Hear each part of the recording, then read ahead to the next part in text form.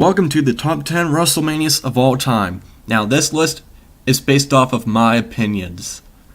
You may agree or disagree with me, but I will give you the rundown as to why I enjoy these WrestleManias.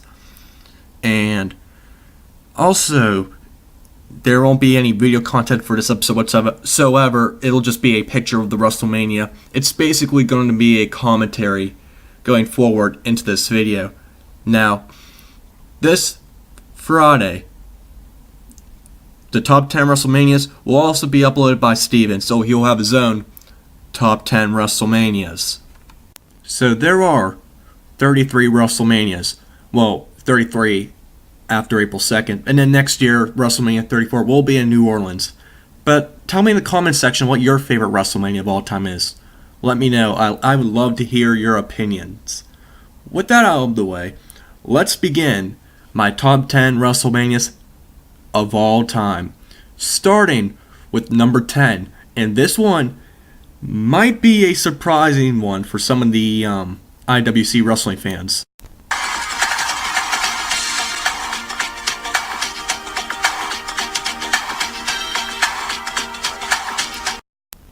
Now, this one is pretty mixed. I'll say that. But I actually enjoyed this WrestleMania for many reasons. Well, it first started out with the Money in the Bank ladder match, which I actually thought was pretty decent. Like, there were some pretty cool spots. I think Shelton Benjamin, I think he flipped off the ladder, and I think he legit landed on his back. I don't think they caught him whatsoever. That was a really good match.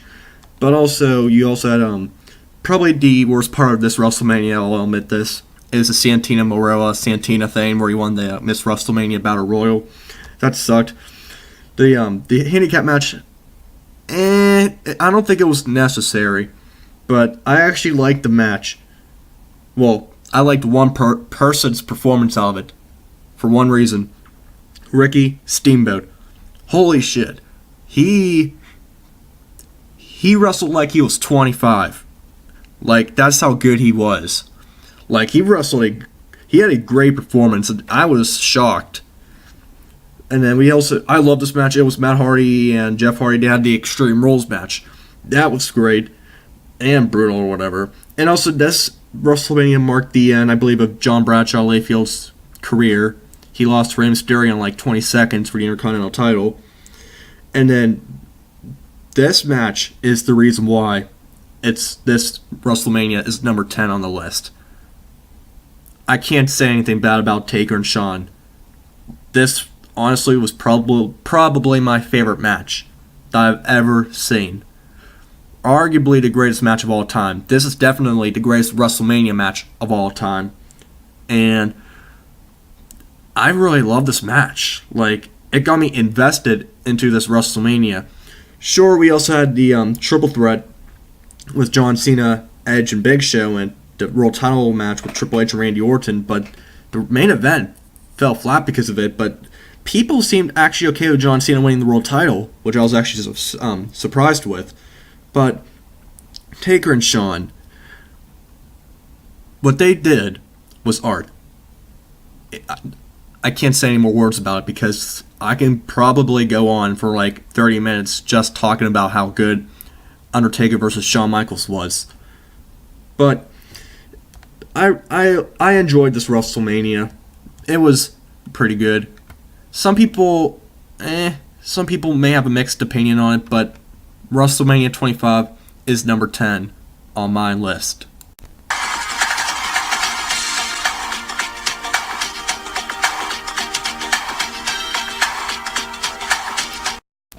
I'm not going to go into exact detail as to why I put WrestleMania 3 as number 9 on the list, but it's mainly because of its historical significance.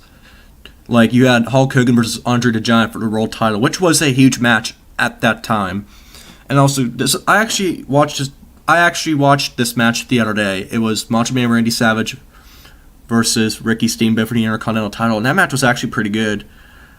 And then there was like 10 or 15 matches on this card. So, mainly WrestleMania 3 is on the list because of its historic significance.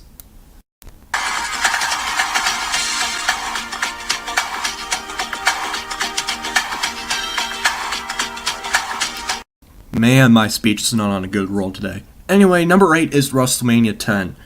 Now, two reasons why I enjoyed this WrestleMania. First off, I enjoyed Owen Hart versus Bret Hart. I thought that was a pretty good match, and I think it helped some of this WrestleMania's event. Also, I enjoyed Razor Ramon versus Shawn Michaels for the Intercontinental title, the ladder match. I believe that was, one of the first ladder matches in WWE's history. I think it was their first ladder match, if I recall. If I'm wrong, you can correct me in the comments section down below. But this is just from what I remember on top of my head. There was some other good stuff for this WrestleMania. They were back in Madison Square Garden where it all began in WrestleMania 1. And this was, I believe, the first WrestleMania of the Next Generation era. And this was the first WrestleMania without the immortal Hulk Hogan. So, I think they pulled off this WrestleMania pretty good, and this is why WrestleMania 10 is number 8 on my list.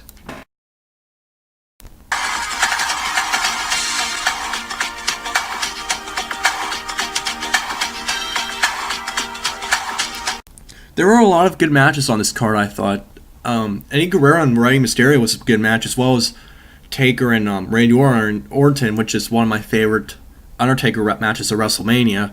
The Money in the Bank ladder match, for its first match, it was pretty damn good.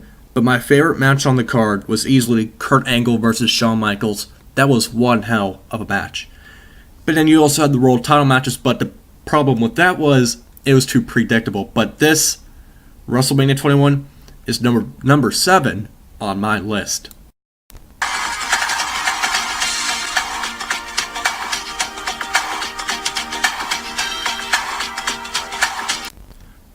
This WrestleMania I thought was such a success. Now, there were some downfalls on this card, to be honest, but mainly one of the reasons why I enjoyed WrestleMania 28 was the 3 big matches. CM Punk versus Chris Jericho, really good match. Cena versus The Rock was also not that bad of a match, but the match that stole the show was Undertaker versus Triple H in the Hell in a Cell. Now, the downside about this show was the lower card matches. Well, Sheamus versus Daniel Bryan, 18 seconds. Why? Just why? But hey, look what happened 2 years later. Daniel Bryan main events WrestleMania and wins their world title. But I think this WrestleMania has the most pay-per-view buys, or I think that might be WrestleMania 17. I think the attraction match with The Rock and John Cena might have helped it, but this show was really good. I even thought Triple H broke The Undertaker's undefeated streak. But again, WrestleMania 28 is number 6 on my list.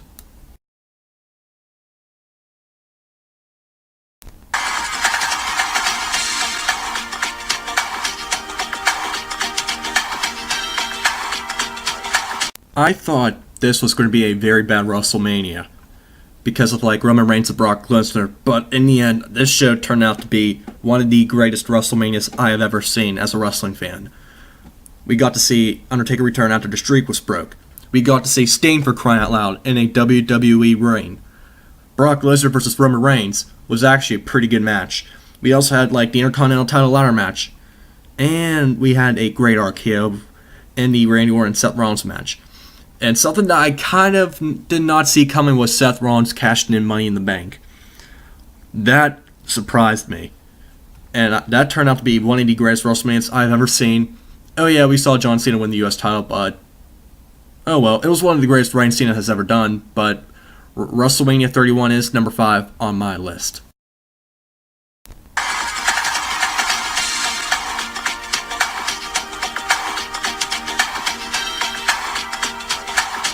It's really unfortunate that because of what Chris Benoit did to his family, this WrestleMania is trying to be forgotten by WWE. But it should not be forgotten. There was a lot of good stuff on this card. This was the rise of John Cena. We also had a Christian versus Chris Jericho with a huge swerve, which was Stratus turning heel. We also got to see The Rock and Saw Connection face Evolution. A couple fatal 4-ways for the tag titles. But the world title match, the main event with Benoit or whatever, that was good. I don't understand why Benoit did what he did, but I think it was brain issues. But it was a good match, including Kurt Angle versus Eddie Guerrero for the world title. But we also got to see the return of the dead man, The Undertaker. Goldberg vs. Brock Lesnar was bad, we'll admit that. Hopefully WrestleMania 33 will be better, but probably not because Goldberg is old. But WrestleMania 20 is number 4 on my list.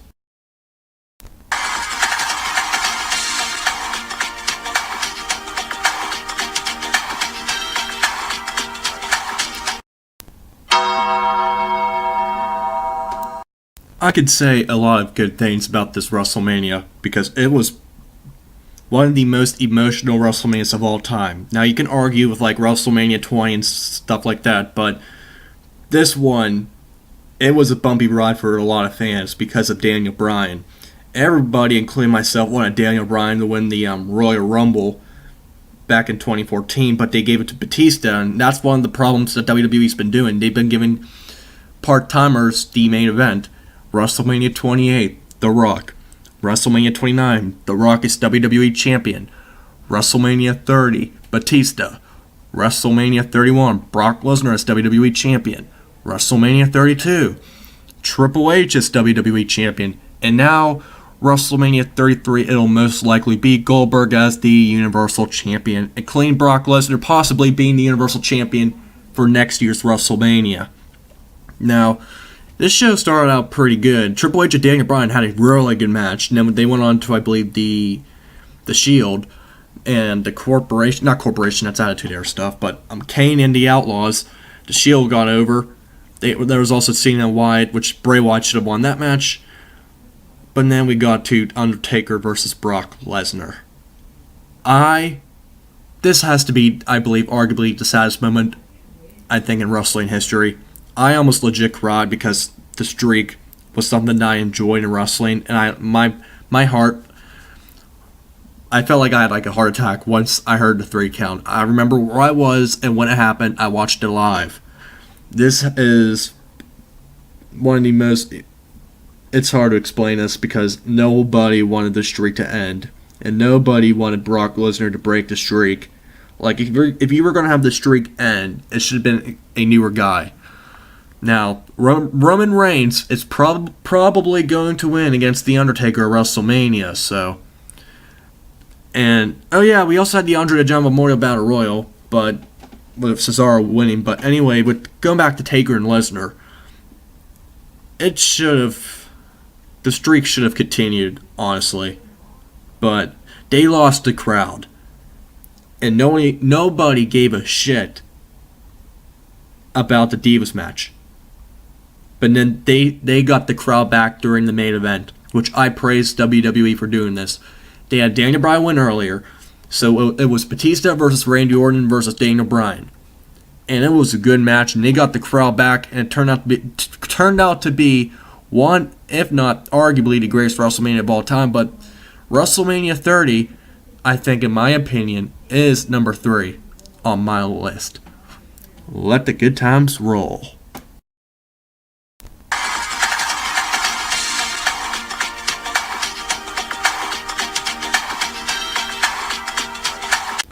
Out of all the WrestleManias that I have watched, this one and number 1 on this list are the ones that I watched the most.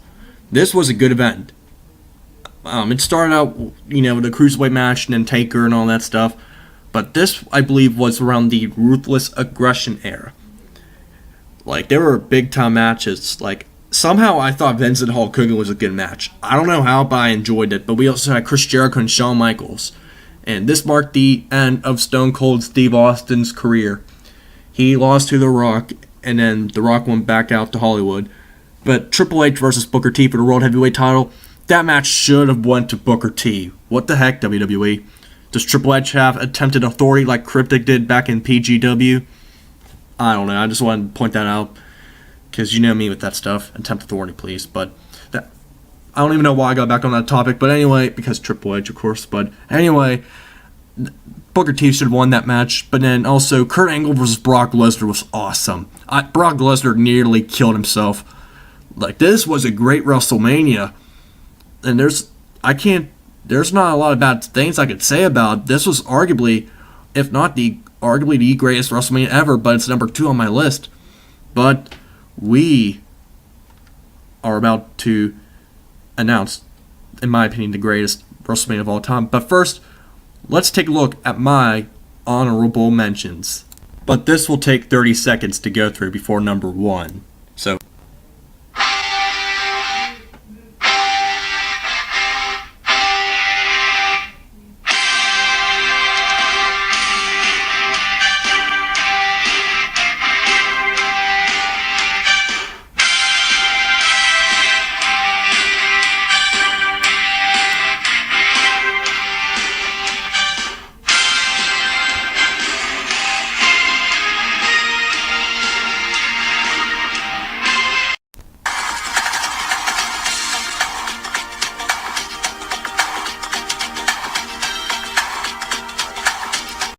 and number 1, WrestleMania 17. Also, you could call it WrestleMania X7. Now, this needs no introduction. Lots of very good matches on this card. Undertaker versus Triple H was one of them. Vince and Shane was decent as well. And this is probably one of my favorite hardcore title matches of all time. Kane versus Big Show versus Raven. Love you, Brandon. Tweet, tweet. But, the show started off with, I believe, William Regal and Chris Jericho, and that was a pretty good match. And Kurt Angle and Chris Benoit, that was a great technical match. They brought back the TLC match from the previous year, WrestleMania 2000, for the tag titles. But then also, I believe we got to see Test versus Eddie Guerrero. But also, a huge swerve with Stone Cold Steve Austin turning heel by shaking Vince's hand, which the heel turn was meh. I don't think it should have happened, but it happened. It was a big match. This WrestleMania itself was a huge draw. It was, I believe, around 1 million pay-per-view buys, and around that time, it was amazing. Especially since around this time, a week before WrestleMania 17, WWE bought WCW, and WCW, World Championship Wrestling, went out of business, and that was huge for this WrestleMania. So, there's a lot I could talk about for WrestleMania 17, but it would take up probably 30 minutes, so I'm just going to leave it at like this. Because since it needs no introduction, I'll just say that WrestleMania 17 is the greatest WrestleMania of all time, and it will be the number 1 WrestleMania on this list. Now, this has been your top 10 WrestleManias of all time. The top 10 WrestleManias of all time with Steven Rossa, also known as Beers, will be out sometime on Friday. It might get pushed back a couple days. It just depends on how long it takes me to edit it. Anyway, guys, this seemed a little bit rushed, but it's okay. I didn't have to go through much of it, but what is your favorite WrestleMania of all time? Put it in the comment section down below. Make sure you like the video, and stay tuned for story time with Imperius. I have recorded it with him last night, so it will go up this Saturday. So, thank you guys for watching, take care, and I'll see you guys in the next video. Peace!